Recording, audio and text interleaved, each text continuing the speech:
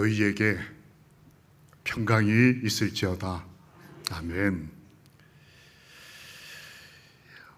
평강의 삶을 살기를 원하는 충성스러운 그리스도인에게 어떤 날은 교회에 오는 것 자체가 평강이 아닐 때도 있습니다. 하나님을 만나는 것, 예수님을 만나는 것이 평강과 상관이 없는 삶이 있을 때가 있습니다. 이게 접촉이 잘 안 되나요?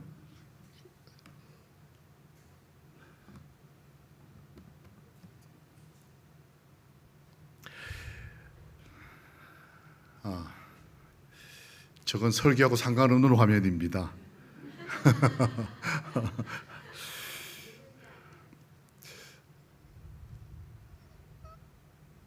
네, 누굴까요? 사울. 예수님을 만난 그 광야가 사울에게는 예배의 장소라기보다는 혼란과 고통 혹은 자기 삶에 대한 흔들림의 시간이었습니다. 그리고 난 다음에 사울이 바울이 됩니다. 그런데 사울이 바울이 되기 전에 그 사이에 한 3년이라고 하는 시간이 끼어 있습니다. 그가 참다운 그리스도인, 예수님을 아는 그리스도인으로 바뀌기까지 아라비아라고 하는 광야에서 3년이라는 시간을 보내게 되는데, 이 아라비아 광야는 은혜의 땅일까요? 아니면 포기하고 싶은 고통의 땅일까요? 우리가 가지고 있는 예수님에 대한 기억, 교회 와서 함께 예배드리는 기억, 혹은 하나님과 교제하는 삶이 은혜의 기억들입니까? 아니면 때로 힘들고 어려운 고난의 기억입니까? 이곳은 약 30년쯤 전에 폭발 사고가 있었던 곳입니다. 혹시 어딘지 기억나십니까? 지금 전쟁하고 있는 우크라이나라고 하는 땅, 옛날에는 소련이었죠. 소련 시절의 우크라이나, 거기에서 수도에서 얼마 안 떨어진 곳에 체르노빌이라고 하는 도시가 있었습니다. 그곳에 있는 원자력 발전소가 폭발을 했어요. 이렇게 과정에서 뭔가가 잘못돼서. 저건 당시의 사진인데, 현재 체르노빌 근처에 가면 이런 경고판이 붙어 있습니다. 러시아어입니다. 경고. 여기 들어가면 다 죽는다. 30년이 지났습니다. 86년에 사고가 있었거든요. 30년이 지났는데 그곳은 회복을 기대하는 땅, 혹은 좋은 기억의 땅, 거기가 고향인 사람들조차도 그곳은 죽음의 땅, 회복을 포기한 땅. 우리에게 혹시 이런 땅이 없을까요? 혹시 교회가 그러진 않습니까?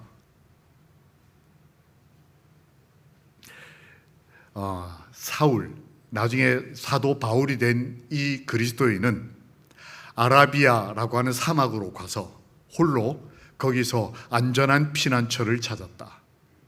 예수께서는 그와 교제하시고 그를 신앙에 굳게 세우시며 그에게 풍성한 지혜와 은혜를 주셨다라고 되어 있지만, 요 점점점 사이가 뭐냐면 너무 고독하고 힘들었다. 이전까지의 삶은 화려하고 주목받고 의지와 용감한 삶이 가득 차 있는 자랑스러운 과거였어요. 누가 봐도 대단히 훌륭한 삶을 사는 것처럼 보였던 삶에서 예수를 만나고 난 다음에 복 받는 게 아니고 앞도 안 보이고 사람들에게 완전히 배신자로 낙인 찍히고, 그가 죽이려고 했던, 그래서 예수를 믿고 함께 형제라고 생각하는 사람들에게는 계속 의심의 눈초리를 받는, 아무도 나를 믿어주지 않는, 야, 너 어제까지 나한테 뭐 이렇게 했잖아. 어제까지 술 먹던 사람이잖아. 너 옛날에 과거가 이랬잖아. 유대인들은 유대인들대로 바울을 죽이려고 했고, 그리스도인들은 그리스도인들대로 바울을 피했습니다. 그런데 하나님은 이 바울을 교회 앞에 세우시고 기적 같은 은혜를 베푸셔서 모세처럼 막대기 던지면 뱀이 되고 손을 넣으면 문둥병이 있었다가 나았다가 이런 기적을 줘서 사울이 바울이 되도록 밀어줘도 성경을 쓸까 말까인데, 예수님은 너가 핍박하는 그 예수가 나다라고 말씀하시고 난 다음에 3년 동안 그를 아라비아 광야로 인도하셨습니다. 환경을 바꾸지도 않고 사람들의 조건도 바꾸지도 않고 그냥 혼자 예수를 만난 기억이 너무 아픈 힘든 3년을 보내는 겁니다. 사실 요즘 선교학하고는 너무 안 맞는 얘기입니다. 요즘에는 처음 교회하고 6개월이 중요하다고 가르쳐요.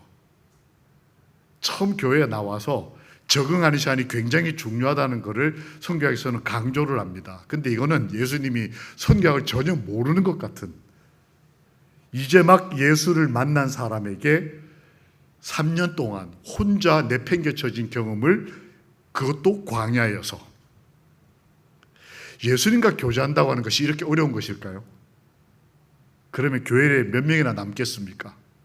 소그룹에도 적응이 안 되고 다 안 믿어줘요. 너 옛날에 이랬잖아. 너 저기 그 마석역 앞에서 술 취해서 넘어져 있는 거 내가 지난주에도 봤는데. 그런 사람이 우리 가운데 있으면 우리가 그를 소그룹에서 소화하고 사랑하고 적응하는 일에 상당히 어려움을 보이지 않을까요?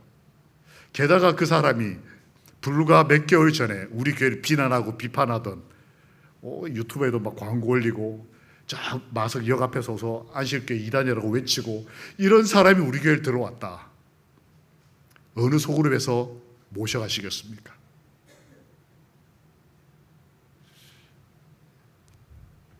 사도 바울은 그 3년이라는 시간을 광야에서, 우리에게 광야는 어딜까요? 우리는 종종 광야라고 하면 고난받는 곳, 외로운 곳, 그 다음에 힘든 곳으로 얘기하는데, 정말 바울에게 제가 지금 설명한 것처럼 이 광야가 사람들에게 배신당하고 믿어진 바 되지 않고 왕따당하는 그런 곳이었을까? 아니면 엘렌 화이트 쓴 대로 예수님과 교제하던 땅이었을까?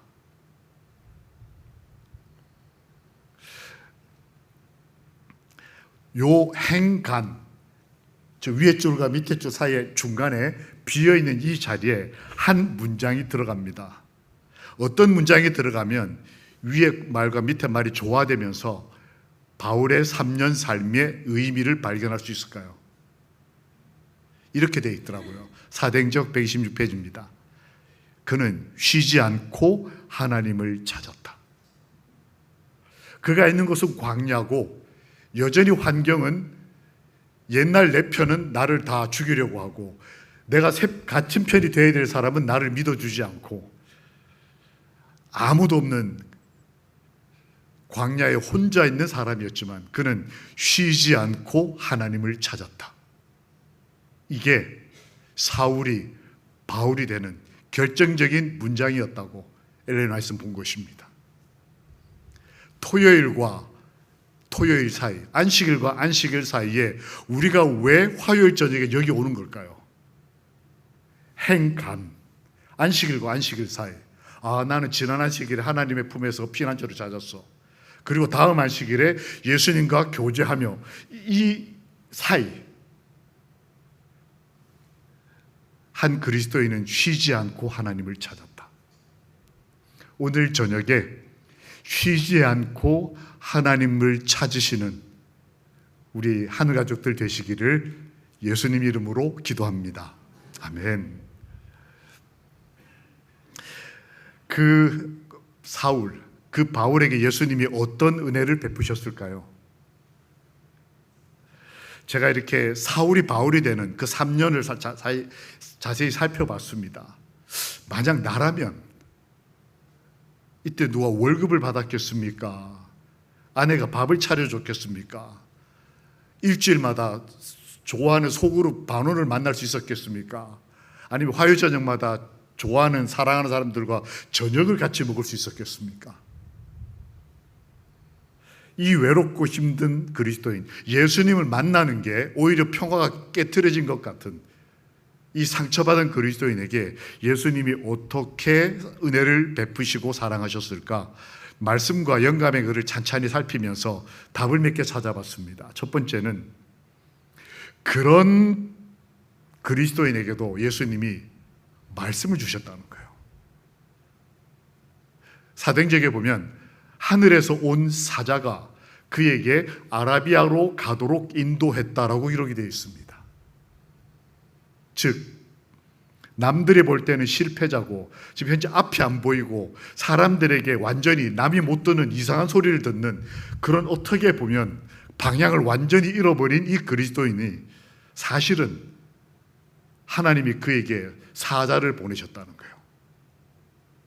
누가 봐도 이 사람은 뭐 지도자급은 아니고 목사도 될 자격이 없는 것 같은, 완전히 방향을 잃어버린 그런 사람이었는데 하나님은 그에게 사자를 보내셨다. 그리고 피난처를 베풀어 주셨다. 이게 얼마나 좋은지 모르겠습니다. 만약에 이 사람에게 피난처가 없었다면 어디로 갔겠습니까? 유대인에게 갈 수도 없고 로마인에게 갈 수도 없고 그리스도인들에게도 갈 수가 없고, 이 외로운 사람에게 주님이 피난처로 가라고. 저 같은 죄인 목사가 볼 때는 아라비아 사막이 고독하고 힘든, 먹을 것조차 없는 외로운 곳이었지만 하나님께서 보실 때는 너의 피난처다. 두 번째는 그는 거기에서 예수 그리스도를 연구하고 명상하며 그가 예전에 살았던 삶을 찬찬히 살펴보면서 완전한 회개를 이루었다, 이렇게 되어 있더라고요. 사울이 바울이 되는 건 예수님을 만났다 이걸로 설명이 끝나는 게 아닌 것입니다. 저희가 왜 바울처럼 변화가 되지 못할까요? 완전한 회개가 없는 거예요. 뭔가 품은 죄가 있는 겁니다. 예수님은 이 그리스도인에게 회개할 수 있는 기회를 주셨습니다. 그리고 세 번째, 그에게 갈망을 주셨는데, 목마를 만큼 큰 기대와 꿈을 주셨는데, 그게 뭐냐? 내가 예수 만나고 난 다음에 눈이 이렇게 망가지는, 평생 안지를 가지고 살 수밖에 없는 고통을 느꼈지만 그는 그 육체적 고통과 환경에 감정이 지배받지 않고 감정보다 더 깊이 있는 예수께 대한 거룩함에 대한 갈망. 수많은 그리스도인들이 그 감정선을 더 뚫고 내려가지를 못합니다. 사랑, 희락, 화평, 이거 다 중요한 성령의 열매지만 우리 인간이 경험할 수 있는 감정선의 어떤 폭을 가지고 있어요. 그거보다 더 깊이 있는 거룩함에 대한 갈망, 예수님에 대한 갈망. 그래서 사랑받지 못해도 흔들리지 않는 예수님과의 교제, 기쁘지 않아도 버틸 수 있는 3년 동안의 신실한 삶.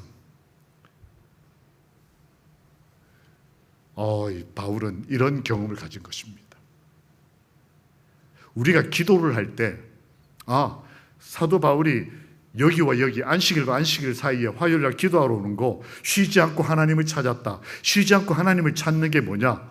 기도할 때 구체적으로 이렇게 기도해 보는 거예요. 사울에게 하셨던 것처럼 저한테도 말씀을 주십시오. 저에게도 말씀을 듣고 명상하고 회개할 수 있는 안식일과 안식일 사이가 되게 해주십시오. 그리고 이런저런 갈망, 맛있는 음식, 돈, 인간관계, 건강, 우리 삶을 자극하는 수많은 갈망보다 먼저 예수님과 교제하고 싶은 갈망이 목마름으로 경험되어지도록 허락해달라고.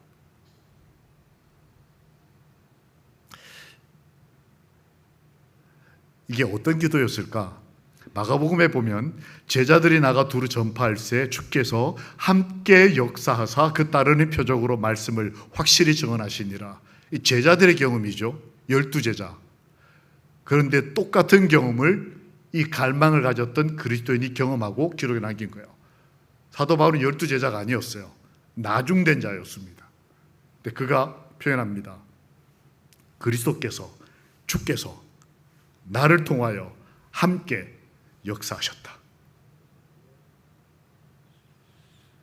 우리에게 이 경험에 이를 때까지 지금 우리가 걷고 있는 이 광야 같은 어떤 날, 직장 혹은 가정, 여기 혼자 신앙하시는 분들 혹은 한 가족 가정을 이룬 분들, 불 꺼진 집에 들어가는 그 외로움을 하나님 앞에 기도하시면서 내 가정에 그리스도께서 계셔서 나를 통하여 역사하여 주십시오.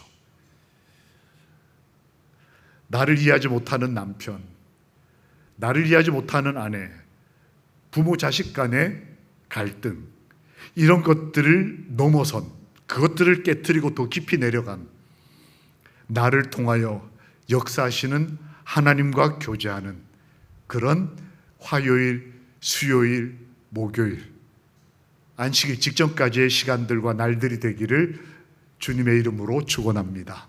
아멘. 함께 읽어보실까요? 광야에 있을 때가 어떤 때인지를. 시작. 그러므로 내가 그리스도를 위하여 약한 것들과 능욕과 궁핍과 박해와 곤고를 기뻐하노니 이는 내가 약한 그때에 강함이라. 바울이 쓴 글입니다. 가장 힘들 때 광야 하면 생각나는 이미지, 그때 그는 강할 때다. 예수님과 함께 있을 때니까. 그가 가장 강할 때 예수님 만나 수긍하는 고통이고 절망이었지만, 그가 예수님을 진정으로 만나고 사랑을 깨달을 때는 자기는 가장 약할 때였지만 하나님과 함께 있으므로 가장 강할 때임을 경험하는 광야. 그곳에서 경험한 열조의 경험입니다. 땅을 옷 입힌 아름다움은 하나님의 사랑의 증거이다.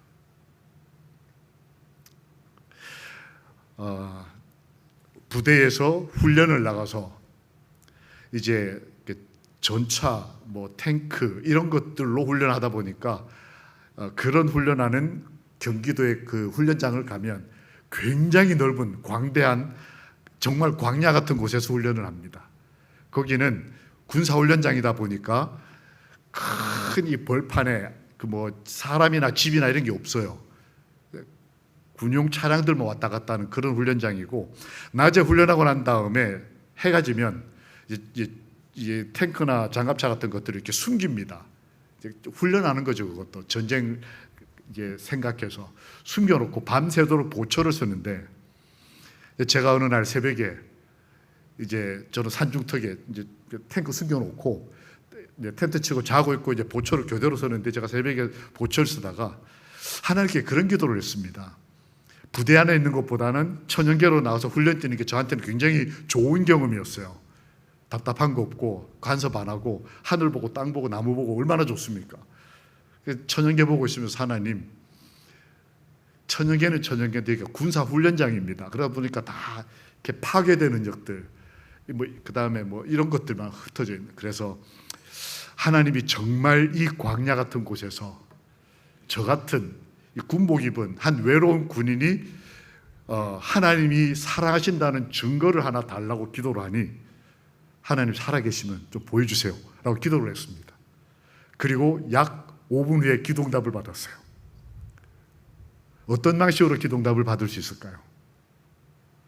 산중턱에 저하고 한 명을 고참은 자고 있고 총 들고 이렇게 앉아 있는데, 앞에 어마어마한 광야, 아무것도 없는 광야고, 거기서 어떻게 하면 하나님이 이 기도를 응답하셨다는 증거를 받을 수 있을까요? 갑자기 저쪽 끝에서 트럭 한 대가 먼지를 이렇게 해서 쫙 달려오기 시작했어요. 아침에 쫙 오는데 탱크로리였습니다. 탱크로리가 뭐냐면 뒤에 석유를 싣거나 물을 실 수 있는 통을 달고 다니는 트럭. 그게 이제 큰 차 하나 쫙 오는데 보니까 그 탱크로리 뒤에 탱크에 뭐라고 써 있냐면 36대학 우유. 그 차가 광약 저 끝도 쫙. 제가 불과 1년 전에 36대학 우유 배달을 새벽마다 했거든요. 1년 동안. 저는 그 운전자가 누군지도 모르고 그 원유를 어디선가 싣고 지금 오는 건데 어딜 들렸다 오는 건지도 몰랐지만 기도한 사람만 알 수 있는 거. 36대학 우유차가 지나가는 걸 보고 그 나이 또래의 저 같은 어리석은 사람에게는 그게 기도의 응답이었습니다. 지난 3일, 앞으로 3일 우리가 살아내야 될 광야가 있습니다. 어떤 아름다움을 찾으시겠습니까? 남편에게서, 아내에게서, 혹은 지나가는 차에서 그대 자신을 십자가 밑에 던짐으로써 그대의 영혼을 구원하라. 그리고 예수께 나와 행복하게 되고 그 다음 하늘에 가라. 하늘은 하늘나라 가서 행복한 게 아니고 예수께 나와 먼저 행복하게 되고 그 다음에 하늘에 가라. 행복한 사람이 가는 곳. 지금 우리가 살고 있는 이곳이 어떤 의미에서 사람들이 볼 때 광야 같은 곳이 조건적으로 어쩔 수 없이 외롭고 힘들고 기도하지 않으면 버틸 수 없는 그런 하루하루를 할지라도 우리를 십자가 밑에 던짐으로써 우리를 구원하신 하나님을 만나고 행복하게 된 사람, 그리고 안식일을 맞으면, 그리고 하늘에 갈 수 있으면 얼마나 좋을까요? 우리 두 분씩 짝을 짓고 간단하게 얘기를 나눠보겠습니다. 나는 지난 3일 동안 이런 광야에서 예수님을 만난 것 같아. 예수님 나에게 이렇게 만나 주셨어. 이걸 해보는 거예요. 나의 가정 광야, 나의 직장 광야, 나의 나 혼자 있을 때 광야, 나의 재정 문제 광야, 나의 건강 광야, 내가 경험한 지난 3일 동안에 힘들었던 거, 혹은 하나님이 정말 그리웠던 순간, 이런 것들을 생각을 해보고 그때 예수님이 어떤 식으로 나를 위로하시고 만나주셨고 그 순간을 이렇게 넘어갈 수 있도록 도와주셨는지 옆에 계신 두 분씩 짧게 한번 얘기를 좀 나눠보겠습니다. 없으면 나는 아무것도 없는 광야의 3일 동안 있었다 이러셔도 돼요. 예.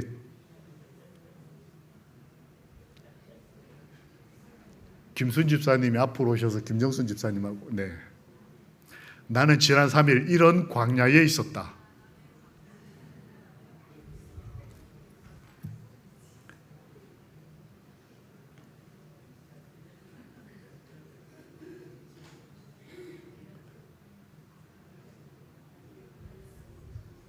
김수철 집사님, 저기 권혁진 성도님하고 지금 혼자 계신 거 아니에요? 얘기 나누셔. 예.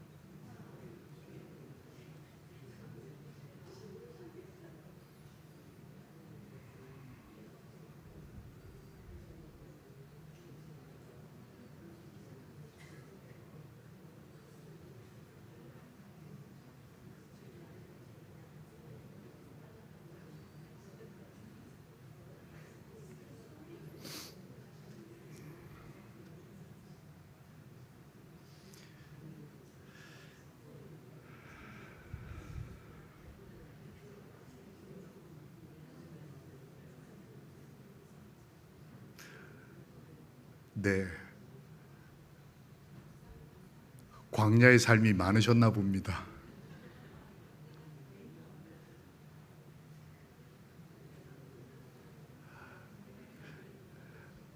6 그리고 1,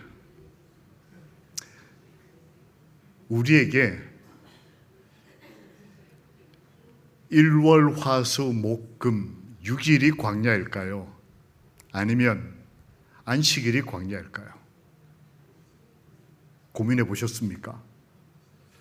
내가 생각하는 광야,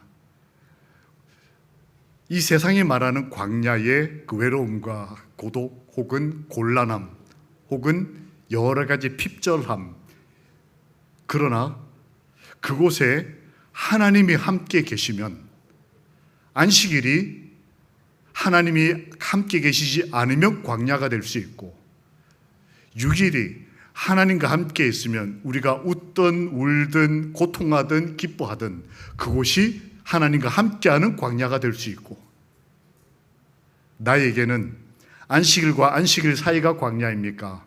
아니면 안식일이 광야입니까? 사실은 시간과 장소에 따라 광야가 나누어지는 것이 아니라 7일 전부가 혹은 내 인생 전부가 광야 같은 고난일지라도 예수께서 함께 하시는 광야라면 지난 3일을 버티고 승리한 것처럼 앞으로 안식일까지 3일도 기도와 하나님과의 동행으로 승리할 수 있는 삶이 우리 인생 광야가 되어야 하지 않겠습니까? 이런 사람을 성경은 남은 자손이라고 합니다. 그들이 하나님과 가까이 하기를 즐거워하는도다. 오늘 화요일 잘 오셨습니다. 이사야 58장은 안식일을 개혁하고 무너진 데를 수보하는 남은 자손이 등장할 것이라는 것에 대한 예언이 기록된 아주 중요한 성경책입니다. 우리는 보통 안식일에 집중을 하고 무너진 데를 회복하는 것에 이렇게 주의를 기울여서 말씀을 연구해 왔지만, 실제로 이사야 58장의 서두 도입 부분에는 그 사람들, 안식일을 지키고 무너진 데를 수보할 남은 자손의 전혀 다른 정의가 하나 나와요. 그들은 날마다 나를 찾아 쉬지 않고 하나님을 찾아, 아까 바울이 그랬다고 기록되어 있지 않습니까? 날마다 나를 찾아 나의 길 알기를 즐거워하며, 그곳이 광야로 가는 길이라도 아라비아 사막으로 홀로 가는 길이라도 하나님의 길이라면 즐거워함으로 가서 마치 공의를 행하여 그의 하나님의 규례를 저버리지 아니하는 나라 같아서 의로운 판단을 하나님에게 구하며, 그 다음 그들은 하나님과 가까이 하기를 즐거워하는 사람들이다. 오늘 이곳에 기도하러 잘 오셨습니다. 우리의 지난 3일이 광야 같았을지라도 오늘 이곳에 혹시 이곳에 와서도 광야 같을지라도 하나님이 나와 함께 하신다는, 하나님과 가까이 하기를 즐거워하는 믿음이 있다면 이곳에서 기쁨과 감사를 누리게 될 것을 우리 믿고 기도하는 하나님 사람들이 되시기를 예수님 이름으로 기도합니다. 아멘. 방금 전에 우리 두 분씩 짝 지으신 분들 같이 기도하는 시간을 가지겠습니다. 두 분씩.